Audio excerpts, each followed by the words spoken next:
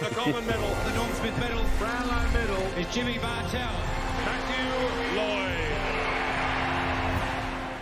The Pies and St Kilda are both desperate for a win, aren't they, Jimmy? 1-0 and 2 and 1-0 and 1, and they are desperate to get that win at the MCG. And St Kilda, they only had 44 inside 50s against Geelong at GMHBA, and that doesn't allow you to score enough. And here are some of the entries, Jim, which were pretty poor, weren't they? Yeah, we always reference when sides are struggling, it's kicking the ball to advantage or just giving them a little bit of a chance. They got squeezed down there at GMHBA, so you hope at the MCG, a bit more space, they've got some time to move into. But they're better than this as a side. They've got some classy players on the outside.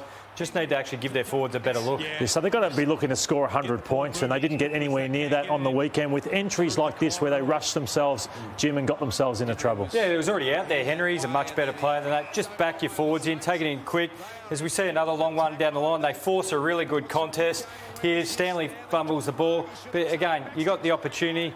This is what can happen really well. Max King, wheel and go. This is young Darcy Wilson. Fantastic power running on the wing. But only opened up late in the game for them. To the Pies. So, Jimmy, talk through where they've dropped off this year. Well, pretty much in a lot of the categories. And when you've got so many areas, it often comes back to the contest, Lloydie. It's taking care of the contest first. Sometimes you think you're there, but you're just drifting away and you're leaving your teammates a little bit early. And this is where it's being reflected. When we go to some of the edits, it's just the actual take care of the contest and then spread off the back of that. You highlighted at the start of the year, Collingwood want to go faster, but you can only do that if you actually take care of the little 5 metre circle of where the footy is. Absolutely damning, some of those numbers. Points against from 2nd to 15th, obviously points from turnover, 1st to 17th. The list goes on where they're being punished badly when they're using the ball, and also they're not defending for their life like they were last year. And we want to show you how they did look last year when Collingwood are at their best.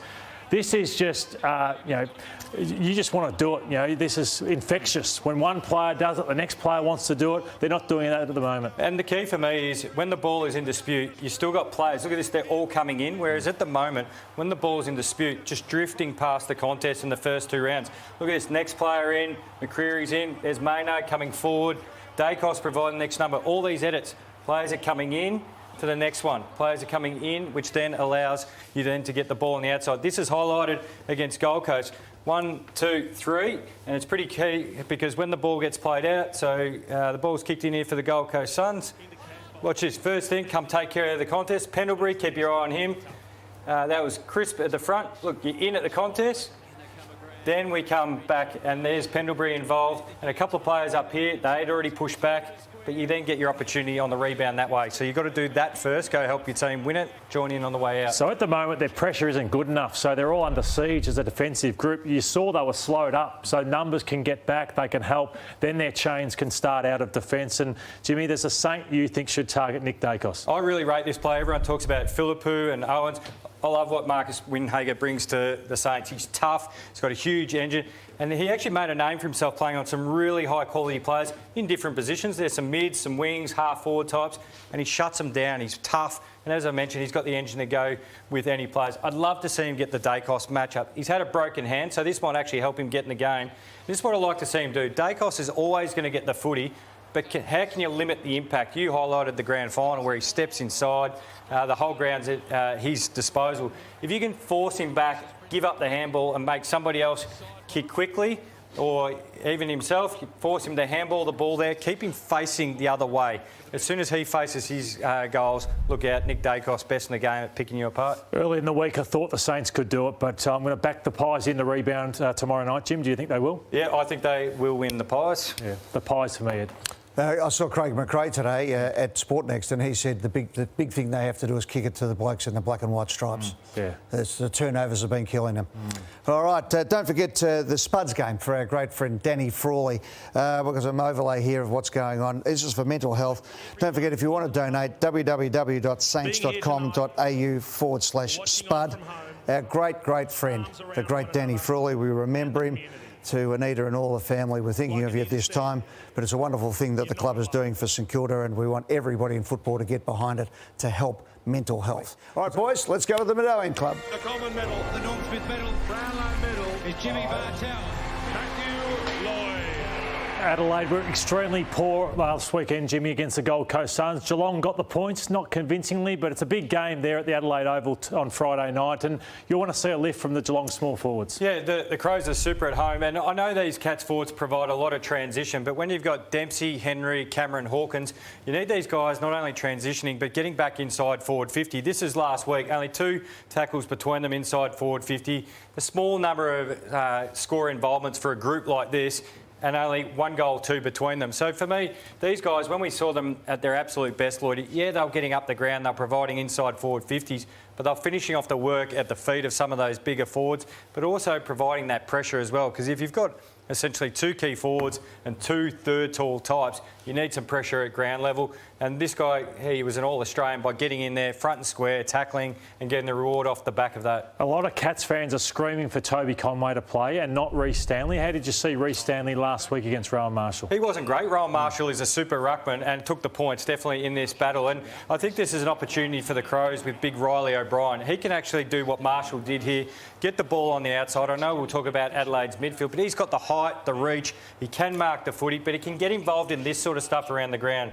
You're just not a centre bounce player. You've got to get involved in attack as well. If the Crows are to make the finals, I think they have to do something about their midfield. I think Rory Laird and Matty Crouch are good players, accumulators, but they don't hurt you enough. So here we can see they have maybe 40, 50 disposals between them, yet they only had 6 score involvements between them. They don't go inside 50 enough. I think they need to change the dynamic in the Crows midfield.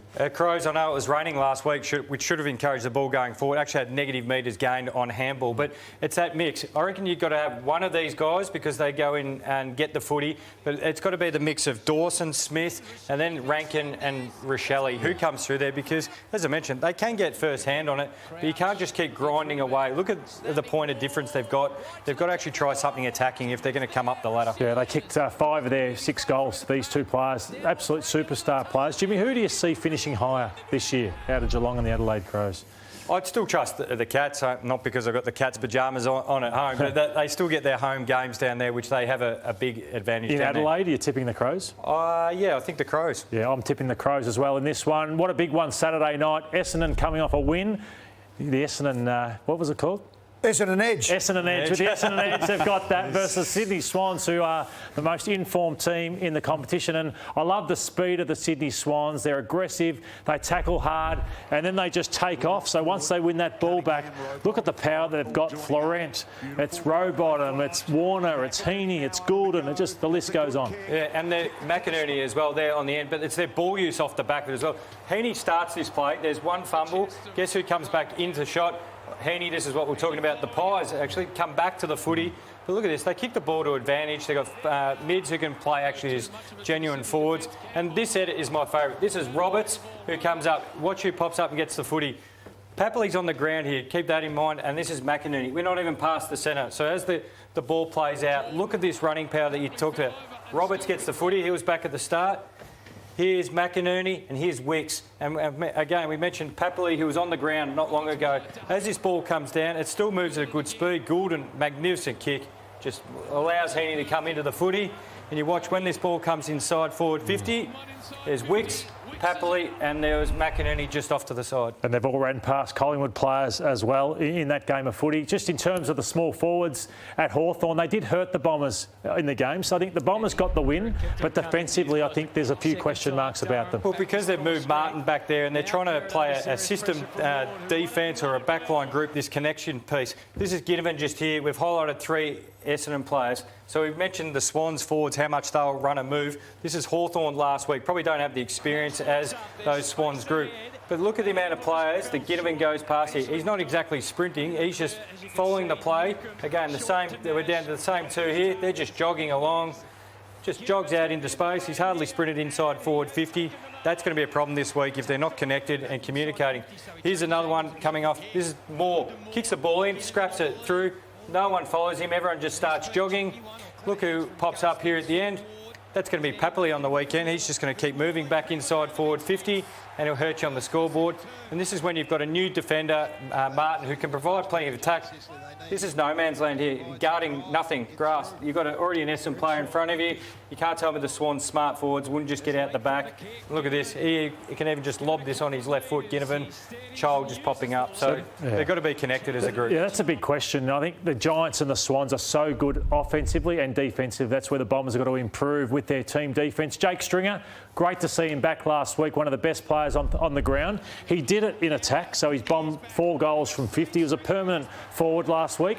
I want to see him at the SCG go in and take on Heaney and Warner and these types. So have more of a balance. So he was permanent forward, go in and be a midfielder and a forward this weekend. And at the SCG, I think it's built for him. These are some of his clearances last year, Jimmy. Take on some of those Swans mids. Maybe the swap over role with Perkins, who is the forward, and then they can both be fresh, whether they're in the midfield or forward. So they're not getting exhausted in the midfield and can still have impact forward. Because they're not a huge midfield, the Bombers, so I think they need him in there this week. I think they'll be competitive, but the Swans are in just too good a form. Hard to go against the Swans at the SCG.